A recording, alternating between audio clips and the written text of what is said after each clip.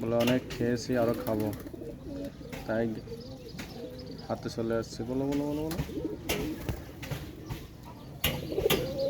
বলে আর আজকে খেয়ে আর খাবো না। বলো বলো, গান গাও। বলো বলো, আজকে খেয়ে আর খাবো না। বলো। কবুতরের খাবার দিয়েছি, আবার লাফ দিয়ে কাঁদে উঠেছে। আবার আরো দাও, আরো দাও, আরো খাবো। আরো খাবে। এই হলো আমাদের পোষা প্রাণী কবুতর।